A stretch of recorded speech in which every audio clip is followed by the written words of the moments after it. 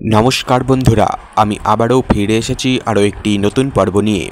आजकेर এই পর্বে আমরা আলোচনা করতে চলেছি এমন 5টি চিহ্ন যা আপনি অবশ্যই পাবেন যদি ঈশ্বর আপনার প্রতি কৃপা করেন। কোন 5টি চিহ্ন এবং তার ফল কি তা নিয়ে বিস্তারিত আলোচনা করব আজকের পর্বে।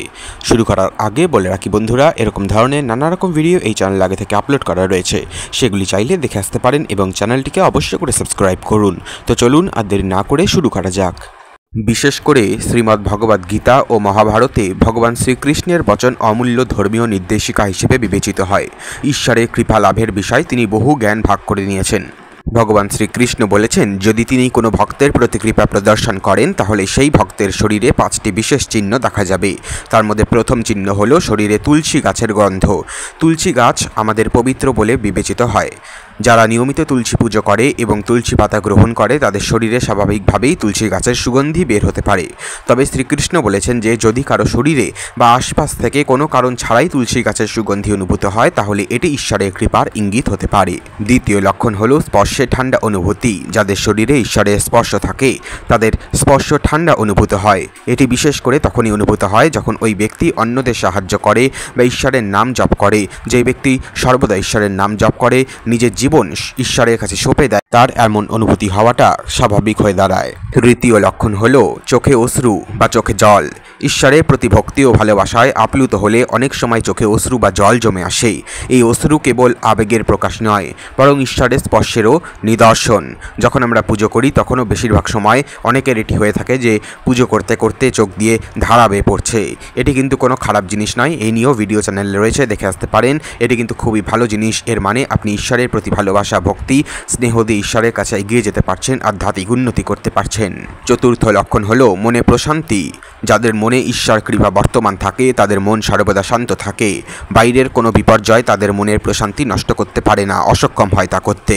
পঞ্চম লক্ষণ হলো মুখে হাসি। ঈশ্বরের কৃপা পেলে মুখে স্বাভাবিকভাবেই হাসি ফুটে ওঠে। এটি মনের আনন্দের প্রকাশ দেখায়।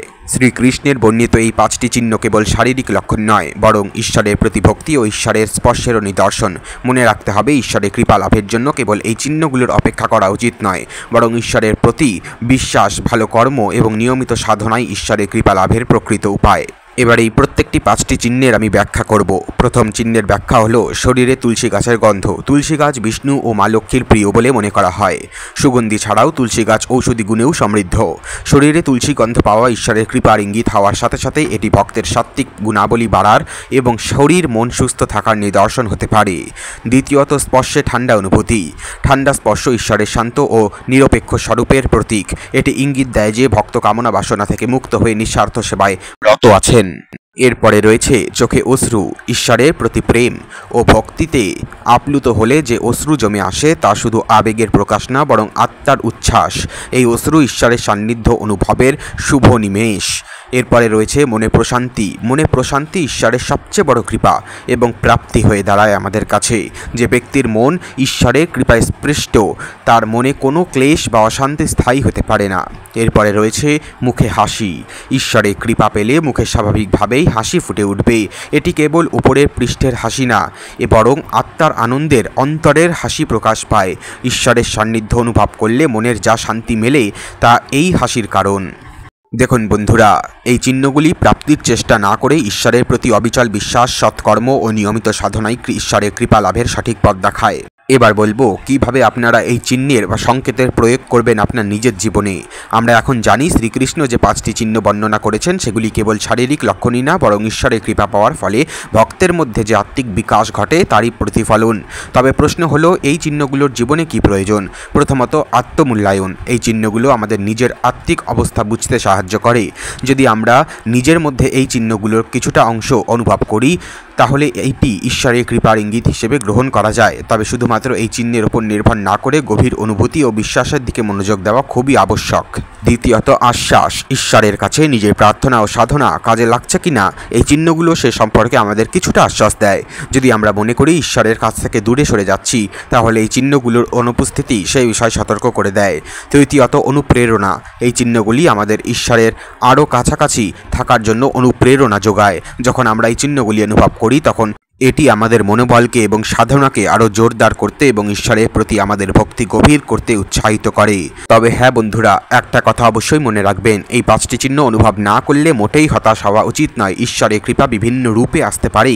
কখনো কখনো ঈশ্বরের কঠিন পরীক্ষার মধ্যে দিয়েই আমাদের আত্মিক উন্নতি ঘটে। এই চিহ্নগুলির ওপর নির্ভর না করে ঈশ্বরের প্রতি অবিচল বিশ্বাস রাখা এবং নিয়মিত সাধনা অব্যাহত রাখাই ঈশ্বরের কৃপা লাভের সবচেয়ে বড় গুরুত্বপূর্ণ পথ। শ্রীকৃষ্ণের বর্ণিত এই 5টি চিহ্ন ঈশ্বরের কৃপা পাওয়ার ফলস্বরূপ আমাদের মধ্যে যে ইতিবাচক পরিবর্তন আসে তারই নির্দেশন।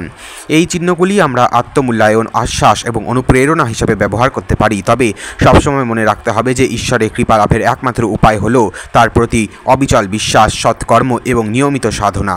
আজকের জন্য এ পর্যন্তই বন্ধুরা, দেখা হচ্ছে পরের ভিডিওতে। অবশ্য করে চ্যানেলে থাকা বাকি ভিডিওগুলো দেখে আসবেন, চ্যানেলটিকে সাবস্ক্রাইব করবেন এবং ভালো থাকবেন, সুস্থ থাকবেন। ধন্যবাদ।